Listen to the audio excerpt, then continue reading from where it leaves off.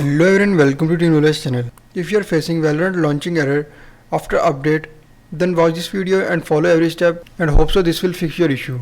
So before starting video, just don't forget to subscribe, and let's start a video without wasting any time.